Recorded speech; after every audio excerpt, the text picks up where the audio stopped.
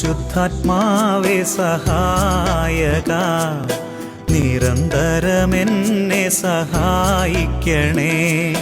നിത്യവും കൂടെ വസിക്കുന്നോനേ, അഭിഷേകത്തിൻ അഗ്നി നിറച്ചിടണേ.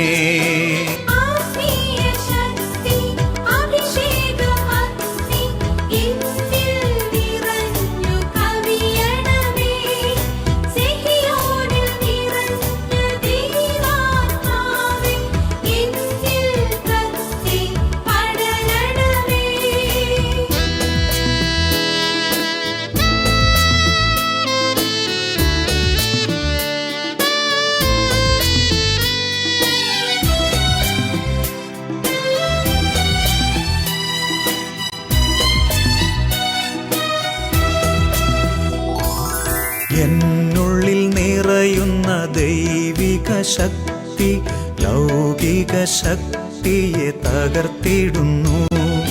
പാപനീതി ന്യായ ബോധ്യങ്ങൾ ഹൃത്തിൽ നിറച്ചെന്നെ അഭിഷേചിക്കൂ.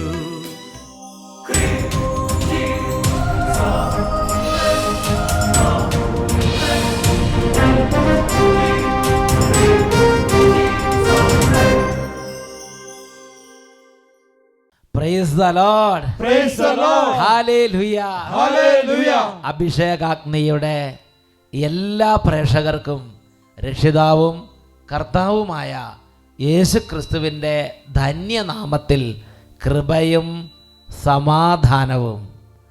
Hallelujah. Hallelujah. Praise the Lord. Praise the Lord. പ്രിയപ്പെട്ട ദൈവമക്കളെ, ഇന്ന് നാം ചിന്തിക്കുന്ന വിഷയം കിഴക്ക് നിന്നോ പടിഞ്ഞാറ് നിന്നോ മരുഭൂമിയിൽ നിന്നോ അല്ല ഉയർച്ച വരുന്നത് എന്നതിനെക്കുറിച്ചാണ്. സങ്കീർത്തന പുസ്തകം 75-ാം അധ്യായം 6-ാമത്തെ വാക്യം, കിഴക്ക് നിന്നോ പടിഞ്ഞാറ് നിന്നോ മരുഭൂമിയിൽ നിന്നോ അല്ല ഉയർച്ച വരുന്നത്.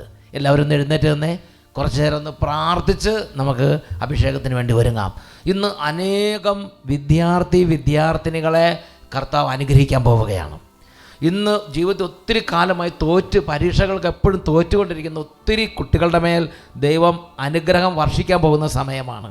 പഠിക്കുമ്പോൾ നന്നായി ടെൻഷൻ വരുന്ന ധാരാളം പേരെ ഇന്ന് കർത്താവ് മോചിപ്പിച്ച് അനുഗ്രഹിക്കുകയാണ്. അനേക രോഗികളുടെ മേൽ ഇതാ സ്വർഗത്തിൽ നിന്ന് വലിയ ശക്തി വ്യാപരിച്ച് ഇന്ന് അവർ സൗഖ്യം പ്രാപിക്കും. ഈ ശുശ്രൂഷയുടെ സമയത്ത് രോഗികൾ ആരെങ്കിലും അടുത്തുണ്ടെങ്കിൽ അവരുടെ മേൽ നിങ്ങൾക്ക് ഈ ആരാധനയുടെ സമയത്തും വചനപ്രഘോഷണ സമയത്തൊക്കെ കൈകൾ വെച്ച് പ്രാർത്ഥിക്കാം. വലിയ കാര്യങ്ങൾ സംഭവിക്കാൻ പോവുകയാണ്. എല്ലാവരും എഴുന്നേറ്റ് നിൽക്കുക, നന്നായിട്ട് സ്തുതിക്കുക. ദൂരസ്ഥലത്ത് ആരെങ്കിലും ഉണ്ടെങ്കിൽ അവരെല്ലാം ഒരുമിപ്പിച്ച് നിർത്തുക. ഒരു ടീമായി കർത്താവിനെ ആരാധിക്കുകയാണ്. ഈ സമയത്ത് അലക്ഷ്യമായിരിക്കുകയോ ഈ സമയത്ത് എന്തെങ്കിലും തരത്തിലുള്ള കാര്യങ്ങൾ ചെയ്തുകൊണ്ടിരിക്കുകയോ പകുതി മനസ്സോടെ വചനം കേൾക്കുകയോ മൊബൈൽ ഫോൺ കളിച്ചുകൊണ്ടിരിക്കുന്ന ചെയ്യരുത്. ശ്രദ്ധയോടും ദൈവഭക്തിയോടും കൂടെ ദൈവത്തിൻ്റെ ഈ ശുശ്രൂഷകളിൽ, ദൈവരാജ്യത്തിൻ്റെ ഈ ശുശ്രൂഷയിൽ മക്കളെ നമുക്ക് ഏക മനസ്സോടെ പങ്കുചേരാം. നന്നായിട്ട് കാര്യങ്ങൾ ഉയർത്തുക. എത്രമാത്രം ആത്മാർത്ഥതയോടെ ചെയ്യാമോ അത്രയും ആത്മാർത്ഥത വേണം ദൈവത്തിൻ്റെ കാര്യങ്ങളിൽ ബാക്കി ചേരാൻ വേണ്ടി. ഉറക്കെ സ്തുതിക്കാം. Hallelujah, hallelujah. ആരാധന, ആരാധന, ആരാധന, ആരാധന, ആരാധന. അത്ഭുത ശക്തി. ഓ ദൈവമേ, ഇപ്പോൾ സ്പർശിക്കണമേ. പരിശുദ്ധാത്മാവേ, പരിശുദ്ധാത്മാവേ. രണ്ട് കരങ്ങൾ ഉയർത്തി ഉച്ചത്തിൽ വിളിക്കുന്നു. പരിശുദ്ധാത്മാവേ, പരിശുദ്ധാത്മാവേ, പരിശുദ്ധാത്മാവേ, പരിശുദ്ധാത്മാവേ, അത്ഭുത ശക്തിയേ. പരിശുദ്ധാത്മാവേ, പരിശുദ്ധാത്മാവേ, പരിശുദ്ധാത്മാവേ, നിറയണമേ. പരിശുദ്ധാത്മാവേ, പരിശുദ്ധാത്മാവേ, പരിശുദ്ധാത്മാവേ, സ്പർശിക്കണമേ, തൊടണമേ. Glory, glory, glory, glory, glory, glory. Hallelujah, hallelujah. പരിശുദ്ധാത്മാവേ, പരിശുദ്ധാത്മാവേ, പരിശുദ്ധാത്മാവേ. ഉൾപ്പടർപ്പിൽ കത്തിച്ചൊലിച്ചൊരു പരിശുദ്ധാത്മാവേ, എന്റെ ഉള്ളിൽ തീയായി മാറൂ പരിശുദ്ധാത്മാവേ. ഉൾപ്പടർപ്പിൽ കത്തിച്ചൊലിച്ചൊരു പരിശുദ്ധാത്മാവേ, എന്റെ ഉള്ളിൽ തീയായി മാറൂ പരിശുദ്ധാത്മാവേ. അശുദ്ധിയെല്ലാം നീക്കൂ പരിശുദ്ധാത്മാവേ, വിശുദ്ധിയാലെ നിറയ്ക്കൂ പരിശുദ്ധാത്മാവേ. അശുദ്ധിയെല്ലാം നീക്കൂ പരിശുദ്ധാത്മാവേ, വിശുദ്ധിയാലെ നിറയ്ക്കൂ പരിശുദ്ധാത്മാവേ. പരിശുദ്ധാത്മാവേ പരിശുദ്ധാത്മാവേ പരിശുദ്ധാത്മാവേ വലിയ ആഹ്ലാദത്തോടെ കൈകളടിച്ച് പരിശുദ്ധാത്മാവേ പരിശുദ്ധാത്മാവേ പരിശുദ്ധാത്മാവേ എന്നിൽ നിറയണമേ പരിശുദ്ധാത്മാവേ പരിശുദ്ധാത്മാവേ പരിശുദ്ധാത്മാവേ എന്നിൽ നിറയണമേ. കരങ്ങൾ ഉയർത്തി ഉച്ചത്തിൽ സ്തുതിക്കുന്നു.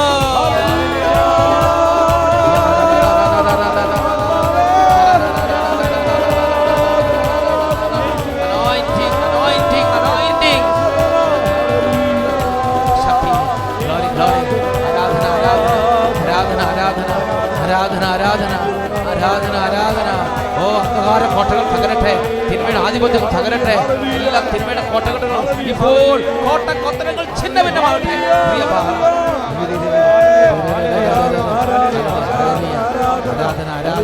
അഭിഷേകം നിറയട്ടെ, കൃപ നിറയട്ടെ, ഉണർവ് നിറയട്ടെ, സ്നേഹം നിറയട്ടെ, സമാധാനം നിറയട്ടെ, സന്തോഷം നിറയട്ടെ, സൗഖ്യം നിറയട്ടെ, ആനന്ദം നിറയട്ടെ, ഹൃദയ തുറവിയുണ്ടാകട്ടെ.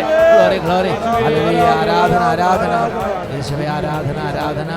Hallelujah hallelujah. യേശുവേ ആരാധന ആരാധന. യേശുവേ ആരാധന. Praise the Lord. Praise the Lord. Hallelujah hallelujah. എല്ലാവരും ഇരിക്കുക.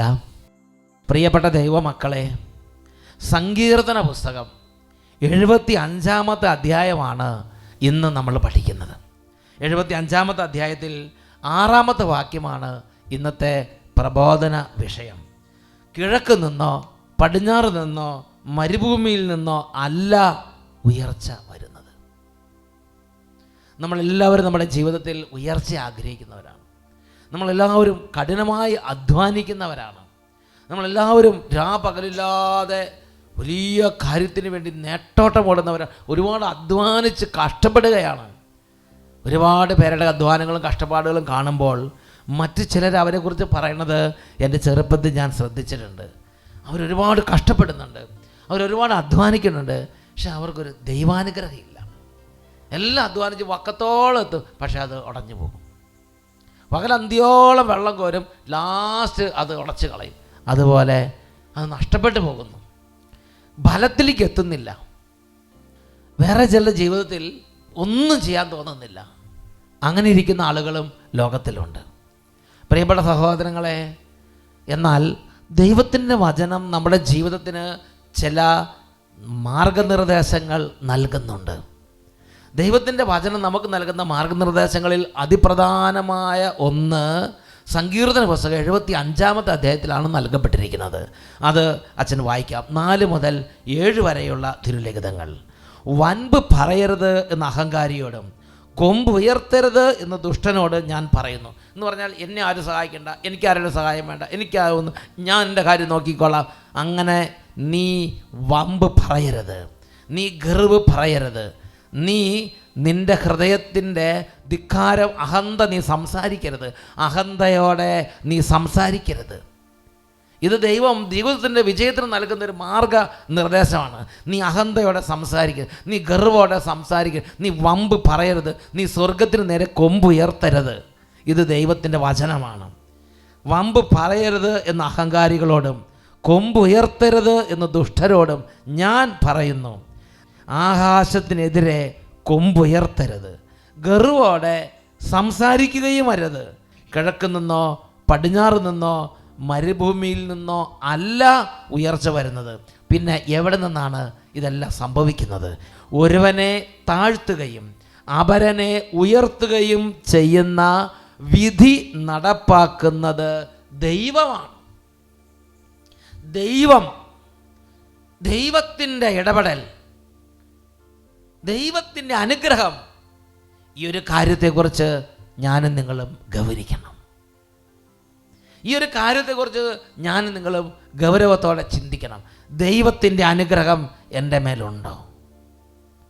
ദൈവം എൻ്റെ കാര്യത്തിൽ ഇടപെടുന്നുവോ, അതോ ദൈവം മാറി നിൽക്കുകയാണോ? പ്രിയപ്പെട്ട ദൈവമക്കളെ, ദൈവം ഇടപെടണം, ദൈവം എൻ്റെ കാര്യത്തിൽ ഇടപെടണം, ദൈവം എന്നെ അനുഗ്രഹിക്കണം. ഈ ഒരു ജ്ഞാനം എൻ്റെയും നിങ്ങളുടെയും ജീവിതത്തിൽ പ്രവർത്തനനിരതമാകണം. ഒരു ദൈവിക ജ്ഞാനം നമ്മളെ നയിക്കാൻ തുടങ്ങണം. എനിക്ക് ദൈവത്തിൻ്റെ അനുഗ്രഹം വേണം, എൻ്റെ കർത്താവ് എന്നെ അനുഗ്രഹിക്കണം. എൻ്റെ കർത്താവ് എൻ്റെ കാര്യത്തിൽ ഇടപെടണം, ഇങ്ങനത്തെ ഒരു ആഗ്രഹം നമ്മുടെ ജീവിതത്തിൽ വേണം. കാനായിലെ കല്യാണ വിരുന്ന് നിങ്ങൾ ഓർമ്മിക്കുക.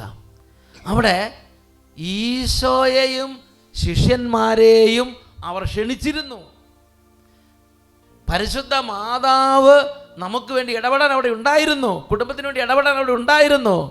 നമ്മുടെ ഇന്ന് അനേകം കുടുംബങ്ങളുടെ പ്രശ്നം, നമ്മുടെ ജീവിതത്തിലേക്ക്, നമ്മുടെ കുടുംബത്തിലേക്ക് യേശുവിനെയും സ്ലീഹന്മാരെയും നമ്മൾ ക്ഷണിക്കുന്നില്ല, യേശുവിനെയും വിശുദ്ധന്മാരെയും നമ്മൾ ക്ഷണിക്കുന്നില്ല, പരിശുദ്ധ മാതാവിനെ നമ്മുടെ കുടുംബത്തിലേക്ക് ക്ഷണിച്ചിട്ടില്ല, നമ്മുടെ ജീവിതത്തിലേക്ക്, നമ്മുടെ ഹൃദയത്തിലേക്ക് ക്ഷണിച്ചിട്ടില്ല. പ്രിയപ്പെട്ട ദൈവമക്കളെ, ഈശോ അവിടെ ഇടപെട്ടു. ആ കല്യാണ വിരുന്നിൽ ആ കുടുംബത്തിൻ്റെ വലിയ ദുഃഖങ്ങളിൽ അവരാ ദുഃഖം അറിയാതെ കടന്നു പോകാൻ ദൈവം ഇടവരുത്തി. അവർ ജീവിതത്തിൻ്റെ ആ തകർച്ചയിൽ താന്നു പോകാതെ ദൈവം കൈപിടിച്ച് അപ്പുറത്തേക്ക് കടത്തിവിട്ടു. നല്ല സ്വരത്തിൽ നിങ്ങൾ ഉറക്കെ പറഞ്ഞേ, ഹല്ലേലൂയ, ഹല്ലേലൂയ, ഹല്ലേലൂയ, ഹല്ലേലൂയ. ഞാൻ ഓർക്കുന്നുണ്ട്, ഈ അട്ടപ്പാടി സഖിയോൻ ധ്യാന കേന്ദ്രത്തിൽ അനേകം വിദ്യാർത്ഥികളുമായി 10,000-കണക്കിന് വിദ്യാർത്ഥികളുമായി മാതാപിതാക്കന്മാർ പ്രാർത്ഥനയ്ക്ക് കൊണ്ടുവരുന്നുണ്ട്. പരീക്ഷകൾക്ക് വേണ്ടി അവരെ അനുഗ്രഹിച്ച് വിടാൻ വേണ്ടിയിട്ട്. പരീക്ഷ ഒരുക്ക പ്രാർത്ഥനകൾ നടത്തപ്പെടുമ്പോൾ ആയിരക്കണക്കിന് വിദ്യാർത്ഥികളുമായിട്ടാണ് മാതാപിതാക്കന്മാർ അട്ടപ്പാടിയിൽ വന്ന് പ്രാർത്ഥനകൾ സ്വീകരിച്ച് കുട്ടികളെ അനുഗ്രഹിക്കാൻ വേണ്ടി കൊണ്ടുവരുന്നത്. അത് പരീക്ഷാ സമയം അല്ലാതെയും ഇട ദിവസങ്ങളിലും കുട്ടികളെ കൊണ്ടുവന്ന് പ്രാർത്ഥിക്കുന്നുണ്ട്. പ്രിയപ്പെട്ട സഹോദരങ്ങളെ, അപ്പോൾ ഞാൻ പ്രത്യേകം ശ്രദ്ധിച്ചിട്ടുള്ള കാര്യം ഇങ്ങനെയാണ്, ജീവിതത്തിൽ അന്ന് വരെ അധ്വാനിച്ചിട്ട് ഒന്നും കിട്ടാതിരിക്കുന്ന കുട്ടികളുണ്ട്. ആ കുട്ടികളുടെ മേൽ കർത്താവേ അനുഗ്രഹിക്കണമേ എന്ന് പറഞ്ഞ് പ്രാർത്ഥിച്ച് ആശീർവദിച്ച് അവരെ അയക്കുമ്പോൾ, നിങ്ങൾ പോയി എഴുതുക, നിങ്ങൾ മുമ്പോട്ട് പോവുക, ദൈവം നിങ്ങൾ അനുഗ്രഹിക്കും എന്ന് പറഞ്ഞ് വിടുമ്പോൾ അവരുടെ ജീവിതത്തിൻ്റെ അവസ്ഥ മുഴുവനും മാറി പുതിയൊരവസ്ഥയിലേക്ക് ഉയരുന്ന അനവധി കാര്യങ്ങൾ കണ്ടിട്ടുണ്ട്. അഭിഷേകത്തിന് വചനം കേട്ട് കുട്ടികളുടെ അനുഗ്രഹത്തിന് വേണ്ടി സമർപ്പിച്ച് പ്രാർത്ഥന മേടിച്ച് കുട്ടികളെ അഭിഷേകത്തിന് വചനം കാണിച്ച് ഒരിക്കൽ പരീക്ഷയ്ക്ക് വേണ്ടി വിടുന്ന മാതാപിതാക്കളെയും എനിക്കറിയാം. ഒരു കുടുംബത്തിൻ്റെ അനുഭവം ഞാൻ നിങ്ങളുടെ ശ്രദ്ധയിലേക്ക് കൊണ്ടുവരികയാണ്. എൻ്റെ പേര് ഫ്രാൻസിസ് എന്നാണ്. ഞാൻ നെട്ടൂർ ഇടവയിൽ നിന്നാണ് വരുന്നത്. എവിടെന്നാ? നെട്ടൂർ. എൻ്റെ മകൻ ആൻ്റണി ബേസലിൻ്റെ കൂടെ വന്നിട്ടുണ്ട്. അവന് വേണ്ടി സാക്ഷ്യം പറയാനാണ് ഞാൻ വന്നിട്ടുള്ളത്. അവൻ പഠിക്കാൻ വളരെ മോശമായിരുന്നു. ആൻ്റണി, അതെ. 9ാം ക്ലാസ് വരെ പ്രത്യേകം സാക്ഷ്യം മേടിച്ചിട്ടാണ് പാസ്സായി പോകുന്നിരുന്നത്. 10ാം ക്ലാസ് വന്നു കഴിഞ്ഞപ്പോൾ എന്ത് ചെയ്യണമെന്നറിയാതെ ഞങ്ങൾ വിഷമിക്കായിരുന്നു. ഹിന്ദി ഒരക്ഷരം പോലും അറിയാൻ പാടില്ല. ഹിന്ദി ABCD അറിയാൻ പാടില്ലായിരുന്നു. ഇംഗ്ലീഷിൻ്റെ ABCD അറിയില്ല, ഹിന്ദിയിലൊന്നും അറിയില്ല. അപ്പോൾ ഞാൻ അഭിഷേകാഗ്നി ചൊവ്വയും ഞായറും എല്ലാ ദിവസവും മുടങ്ങാതെ ഞങ്ങൾ ഭാര്യയുടെ പ്രത്യേക താല്പര്യപ്രകാരം ഞങ്ങളെല്ലാവരും പള്ളിയിൽ കുർബാന കൂടുന്ന പോലെ ഭക്തിയോടുകൂടി നിന്ന് കൈവിരിച്ചു പിടിച്ച് പ്രാർത്ഥിക്കും. ശരിക്കും ദൈവഭയത്തോടും ദൈവഭക്തിയോടും കൂടെ വചനം കേൾക്കാൻ തുടങ്ങി. കൂടാതെ ഇവിടെ വന്ന് കൽക്കുരിശിൽ തൊട്ട് പ്രാർത്ഥിക്കുകയും ഒക്കെ ചെയ്ത്. അപ്പം ഞാൻ എൻ്റെ ഭാര്യയോട് ചോദിച്ചു, ഹിന്ദി ഒരക്ഷരം പോലും അറിയാതെ എങ്ങനെയാണ് കർത്താവിനെ ജയിപ്പിക്കാൻ പറ്റണമെന്ന് ചോദിച്ചു. അപ്പോൾ ഭാര്യ പറഞ്ഞ് അവന് അത്രയേ സാധിക്കുകയുള്ളെന്ന് ഈശോയ്ക്ക് അറിയാം, ഈശോ നോക്കിക്കോളൂ എന്ന് പറഞ്ഞ്. പരീക്ഷ കഴിഞ്ഞ് 84% മാർക്ക് കൂടി പാസ്സായി. എത്രയാ? 84. അതെ. ആന്റണി, ഇതെന്ത് കേൾക്കണത് ശരിക്കും? ആണോ? ശരിക്കും അക്ഷരങ്ങൾ ഭയങ്കര ബുദ്ധിമുട്ടല്ലായിരുന്നു നിനക്ക്? ഹിന്ദി എനിക്ക് 1ാം ക്ലാസ് കഴിഞ്ഞിട്ട് ജയിച്ചതായിട്ട് എനിക്ക് ഓർമ്മയില്ല. അതായത് അത് ഒരിക്കലും അത്ര എളുപ്പമല്ല, പഠിക്കാൻ പറ്റണില്ല അല്ലേ? ഇപ്പോഴും അങ്ങനെ തന്നെ അല്ലേ? പരീക്ഷയിൽ ഹിന്ദിക്ക് B കിട്ടി. B grade. നല്ല സംഭവമല്ലേ അത്? പിന്നെ മറ്റു വിഷയങ്ങൾ അതുപോലെ തന്നെ ആയിരിക്കും അല്ലേ? 4A+ കിട്ടി. ഇതെങ്ങനെയൊക്കെ ഇത് ശരിക്കും നീ വല്ലതും എഴുതിയിട്ടുണ്ടായിരുന്നു? ഞാനിവിടെ കൽക്കുരിശിൽ വന്ന് പ്രാർത്ഥിച്ചായിരുന്നു. കൽക്കുരിശിൽ വന്ന് ഇവർ പ്രാർത്ഥിച്ചല്ലേ? യാതാണ്ട് ആളുകൾ ഇതുപോലെ കൽക്കുരിശിൻ്റെ അവിടെ വന്ന് കരഞ്ഞ് പ്രാർത്ഥിക്കും. അവിടെ ചെന്നാൽ കുറച്ച് നേരം അവിടെ നിൽക്കണം, എന്നിട്ട് ഈശോയെ ധ്യാനിക്കണം, എന്നിട്ട് വിശ്വാസ പ്രമാണം ചൊല്ലണം. അങ്ങനെ ഗാഗുൽത്താമലയിൽ നിൽക്കണ ആ ഒരു ഫീലിങ്ങോടുകൂടി പ്രാർത്ഥിക്കണം. അപ്പോൾ ഈശോയുടെ നാമത്തെ പ്രതി പിതാവായ ദൈവം അനുഗ്രഹിക്കും. ഈ മകൻ ഇവിടെ വന്ന് ഈ കൽക്കുരിശിൻ്റെ അവിടെ വന്ന് കരഞ്ഞ് പ്രാർത്ഥിച്ചു. എനിക്ക് അക്ഷരം അറിയാൻ പാടില്ല, എഴുതി പിടിപ്പിക്കാൻ പറ്റില്ല. ഞാൻ സ്കൂളിൽ പഠിക്കാൻ തുടങ്ങിയിട്ട് ചില വിഷയങ്ങൾക്ക് ജയിച്ചിട്ടില്ല. ഇപ്പോൾ 10ാം ക്ലാസ്സാണ്. എന്നെ അനുഗ്രഹിക്കണം എന്ന് പറഞ്ഞ് ഞങ്ങൾ പ്രാർത്ഥിച്ച്. അതുപോലെ അത് കഴിഞ്ഞിട്ട് റിസൾട്ട് വന്നപ്പോൾ എത്ര ശതമാനം മാർക്കുണ്ട്? 84. 84% മാർക്ക്. അത് ജീവിതത്തിൽ ആദ്യമായിട്ടായിരിക്കും അങ്ങനെ കിട്ടണം അല്ലേ? അല്ലേ? മറ്റേ സാധാരണക്കൊക്കെ എപ്പോഴും എന്നാ മിക്ക ക്ലാസ്സുകളിലും ഒന്നെങ്കിൽ പ്രൊമോട്ടഡ് അല്ലെങ്കിൽ ഫെയിൽഡ് ആയിരിക്കും. അപ്പൊ സ്കൂളിൽ ചെന്ന് പറഞ്ഞിട്ടാണ് എങ്ങനെയെങ്കിലൊക്കെ അടുത്ത ക്ലാസ്, അതായത് മിക്ക ക്ലാസ് തന്നെ 6ാം ക്ലാസ് 7ാം ക്ലാസ് 8ാം ക്ലാസ് 9ാം ക്ലാസ് ഒക്കെ സാധാരണ ജയിക്കലല്ല, പോട്ടെ എന്ന് പറഞ്ഞ് അങ്ങോട്ട് തട്ടി വിടലാണ്. പരീക്ഷ മാർക്ക് കൊണ്ട് ജയിച്ചതല്ല അല്ലേ? പിന്നെ അത് കഴിഞ്ഞ് +1 +2 എല്ലാം തോക്കൊന്ന് കരുതിയിരുന്നു, അതുമെല്ലാം പാസ്സായി. +2 പാസ്സായോ? +2 പാസ്സായി. ഇപ്പൊ ബിടെക് ഫസ്റ്റ് ഇയർ. ബിടെക്കാ?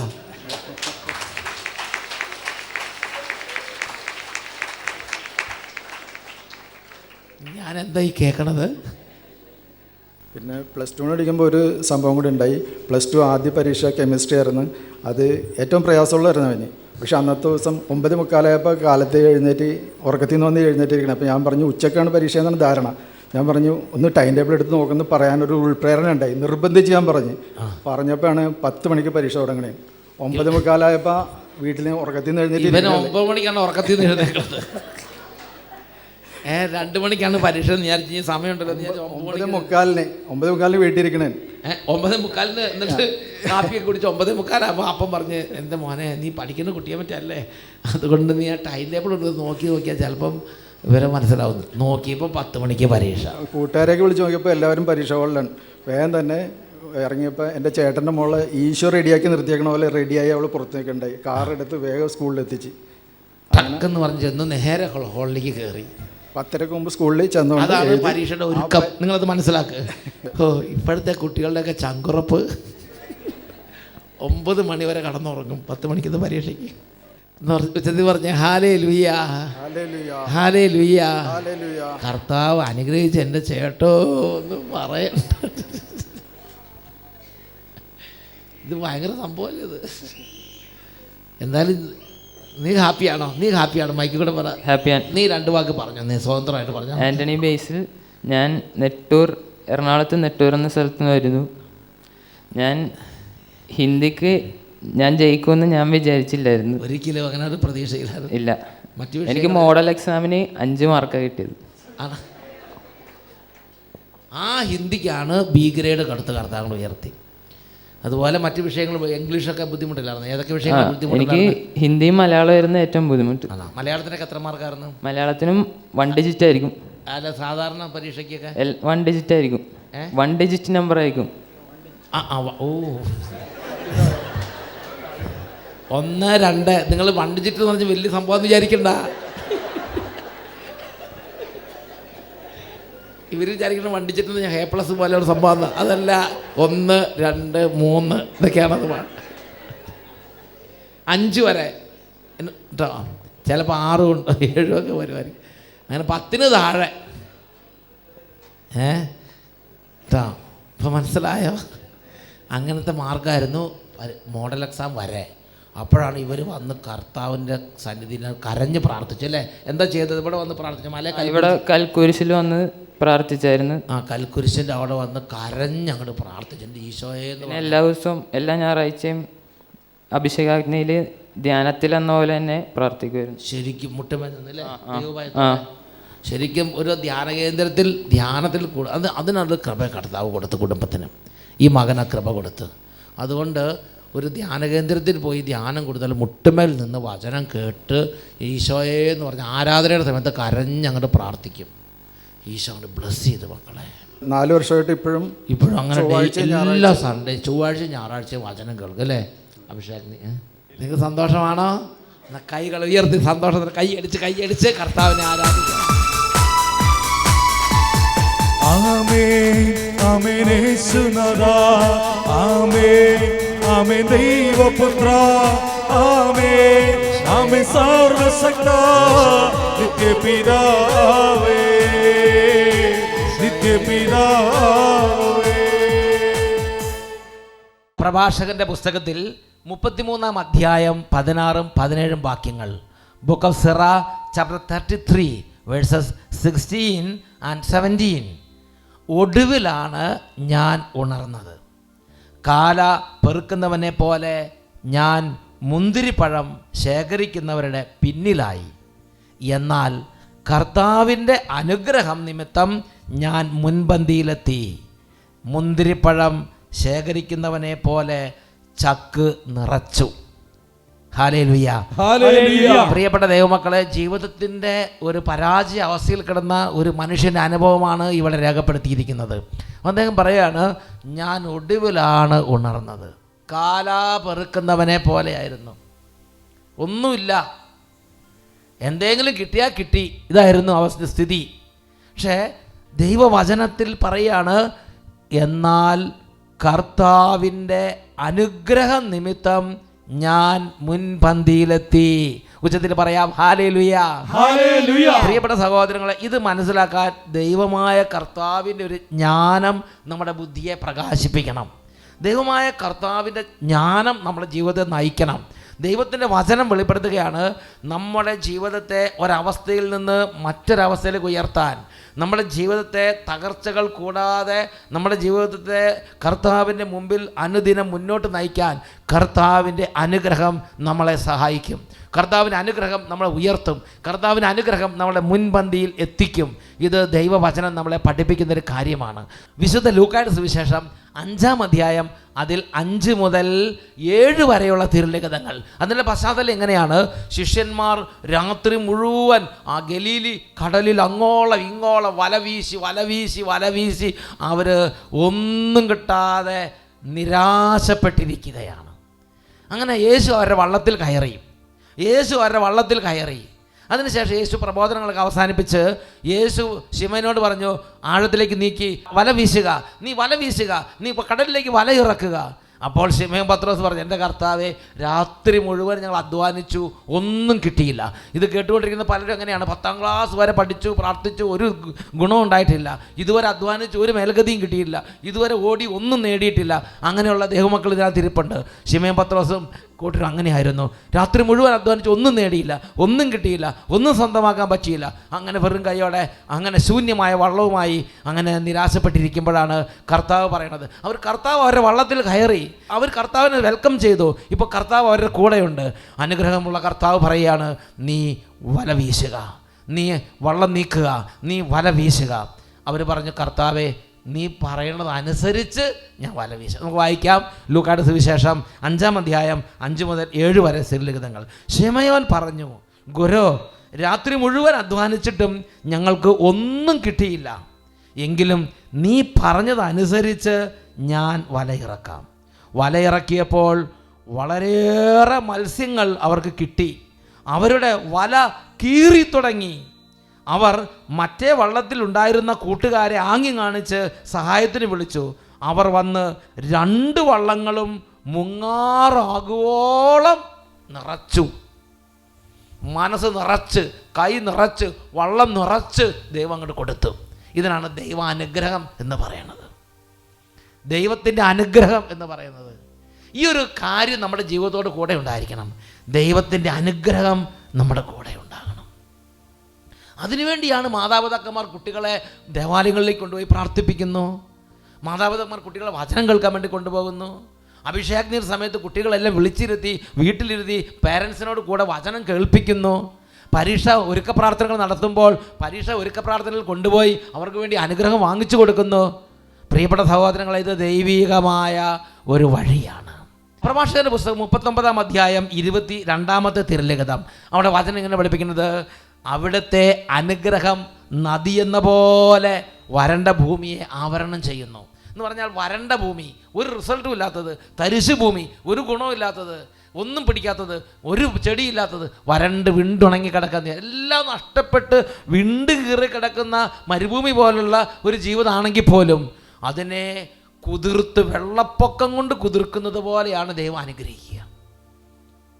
ഒരു കുപ്പി വെള്ളമല്ല ഒഴിക്കണത്, ഒരു ബക്കറ്റ് വെള്ളമല്ല ഒഴിക്കണത്, ഒരു ജാറ് വെള്ളമല്ല ഒഴിക്കണത്, ഒരു ടാങ്കർ വെള്ളമല്ല ഒഴിക്കണത്. ദൈവം അനുഗ്രഹിക്കുമ്പോൾ വെള്ളപ്പൊക്കം കൊണ്ട് കുതിർക്കുന്നത് പോലെ ദൈവം മനസ്സും ഹൃദയവും ആത്മാവും നിറച്ചു തരും. 1 ദിനവൃത്താന്തം 4-ാം അധ്യായം 9-ഉം 10-ഉം തിരുലിഖിതങ്ങൾ. യാബസ് എന്ന് പറയുന്ന ഒരു ദൈവ പൈതൽ, അദ്ദേഹത്തെക്കുറിച്ച് ഇങ്ങനെ പറയണത്, യാബസ് അവൻ്റെ സഹോദരന്മാരെക്കാൾ ബഹുമാന്യനായിരുന്നു. ഞാൻ അവനെ വേദനയോടെ പ്രസവിച്ചു എന്ന് പറഞ്ഞ് അവൻ്റെ അമ്മ അവനെ യാബസ് എന്ന് വിളിച്ചു. അവൻ ഇസ്രായേലിൻ്റെ ദൈവത്തോട് പ്രാർത്ഥിച്ചു, ദൈവമേ, അങ്ങ് എന്നെ അനുഗ്രഹിച്ച് എൻ്റെ അതിരുകൾ വിസ്തൃതമാക്കണമേ. അങ്ങയുടെ കരം എന്നോടുകൂടെ ആയിരിക്കുകയും വിപത്തുകളിൽ എന്നെ കാത്തുരക്ഷിക്കുകയും ചെയ്യണമേ. അവൻ്റെ പ്രാർത്ഥന ദൈവം കേട്ടു. യാബസ് ഒരു കുരുടായിരുന്നു എന്ന് പറഞ്ഞാൽ അവൻ്റെ ജീവിതത്തിൽ ഒരുപാട് വേദന, തകർച്ച, ചെറിയ ഒരവസ്ഥ, ചെറിയ താഴ്ന്നൊരവസ്ഥ. പക്ഷേ അവൻ നിരാശപ്പെട്ടിരുന്നില്ല. അവൻ ദൈവത്തിൻ്റെ അനുഗ്രഹത്തിന് വേണ്ടി പ്രാർത്ഥിച്ചു, ദൈവമേ, അങ്ങയുടെ അനുഗ്രഹം എന്നോടുകൂടെ ഇരിക്കാൻ തിരുവുള്ളവാകണം, അങ്ങയുടെ കരം എന്നോടുകൂടെ ഉണ്ടാകട്ടെ. ദൈവത്തിൻ്റെ വചനം പഠിപ്പിക്കുകയാണ്, ദൈവം അവൻ്റെ പ്രാർത്ഥന കേട്ടു, അവനെ ഉയർത്തി, അവനെ അനുഗ്രഹിച്ചു. അവനെന്തായി? അവൻ്റെ എല്ലാ സഹോദരന്മാരെക്കാളും ബഹുമാന്യ സ്ഥാനത്തേക്ക് ഉയർന്നു, ഉന്നത സ്ഥാനത്തേക്ക് ദൈവം അവനെ ഉയർത്തി. ഈ ഒരു ദൈവിക ജ്ഞാനം പ്രിയപ്പെട്ട സഹോദരൻ, ആയിരക്കണക്കിന് വർഷങ്ങൾക്ക് മുമ്പ് യേശു ജീവിച്ചിരുന്ന കാലത്ത് പോലും സാധാരണക്കാരുടെ ബുദ്ധിയിൽ പ്രവർത്തിച്ചിരുന്നു. അതുകൊണ്ട് ഞാൻ ഓർക്കുന്നുണ്ട്, വിശുദ്ധ മർക്കോസിൻ്റെ സുവിശേഷം 10-ാം അധ്യായം 13-ാം തിരുലിഖിതം, പാരൻസ് കുട്ടികളുമായി യേശുവിൻ്റെ അടുത്തേക്ക് വരികയാണ്. എന്നിട്ട് പറയുകയാണ്, കർത്താവെ, ഇവരെ അനുഗ്രഹിക്കണം, ഈ കുട്ടികളുടെ മേൽ കൈകൾ വെച്ച് അവരെ അനുഗ്രഹിക്കണം. വിശുദ്ധ മർക്കോസിൻ്റെ സുവിശേഷം 10-ാം അധ്യായം 13-ാം തിരുലിഖിതം വായിക്കുന്നത് ഇങ്ങനെയാണ്, അവൻ തൊട്ട് അനുഗ്രഹിക്കുന്നതിന് വേണ്ടി ശിശുക്കളെ അവൻ്റെ അടുക്കൽ അവർ കൊണ്ടുവന്നു. അവൻ തൊട്ട് അനുഗ്രഹിക്കുന്നതിന് വേണ്ടി 2000 വർഷങ്ങൾക്ക് മുമ്പ് യേശു ജീവിച്ചിരുന്ന കാലത്ത്, ആ കാലത്ത് പോലും സാധാരണക്കാരുടെ ജ്ഞാനത്തിൽ, ബുദ്ധിയിൽ ദൈവം ഈ കൃപ അങ്ങോട്ട് കൊടുത്തു. നല്ല സ്വരത്തിൽ പറഞ്ഞ് ഹല്ലേലൂയ, ഹല്ലേലൂയ. അന്ന് അവരുടെ ബുദ്ധിയിൽ കർത്താവ് ജ്ഞാനം നൽകി. എൻ്റെ മക്കൾക്ക് ദൈവത്തിൻ്റെ അനുഗ്രഹം വേണം, എൻ്റെ മക്കളുടെ എല്ലാ കാര്യം ഉയർച്ച വരാൻ, നന്നായിരിക്കാൻ ദൈവം അവരെ അനുഗ്രഹിക്കണം. അതുകൊണ്ട് അവർ യേശുവിനെ കണ്ടപ്പോൾ യേശുവിൻ്റെ അരികിലേക്ക് അവൻ തൊട്ട് അനുഗ്രഹിക്കുന്നതിന് വേണ്ടി മാതാപിതാക്കൾ മക്കളെ യേശുവിൻ്റെ അരികിലേക്ക് കൊണ്ടുവന്നു. ഈ സമയം നമുക്ക് പരിശുദ്ധ കുർബാന എഴുന്നള്ളിച്ച് വെച്ച് ജ്ഞാനത്തിനും കൃപയ്ക്കും വേണ്ടി പ്രാർത്ഥിക്കാം. എല്ലാ വിദ്യാർത്ഥിനികളും പ്രിയമക്കളെ ഇപ്പോൾ എളിമയോടെ ഈ ആരാധനയിൽ പങ്കുചേരുക.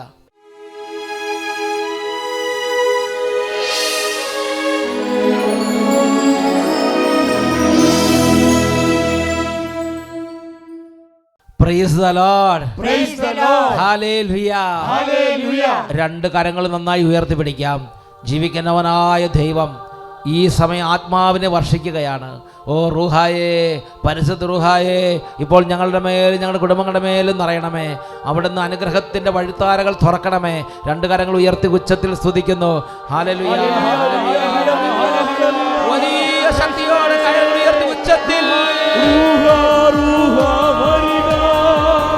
സ്വർഗീയ കരലേ വരിക, റൂഹ റൂഹ വരിക, റൂഹ സ്വർഗീയ കരലേ വരിക, റൂഹ റൂഹ വരിക, സ്വർഗീയ കരലേ വരിക, റൂഹ വരിക, സ്വർഗീയ കരലേ വരിക, സ്വർഗീയ കരലേ വരിക, സ്വർഗീയ കരലേ വരിക.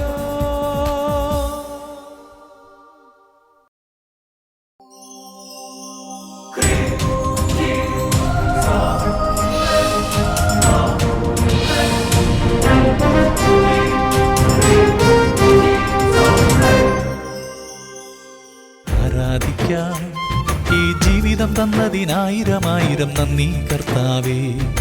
പാടി സ്തുതിക്കാം എനിക്കായുസു നൽകി നീ കോടാനുകോടി സ്തോത്രം കർത്താവേ. എത്രത്തോളം നിന്നെ സ്തുതിച്ചാലും മതി വരുമോ, എത്ര കാലം നിന്നെ പുകഴ്ത്തിയാലും മതി തീരുമോ.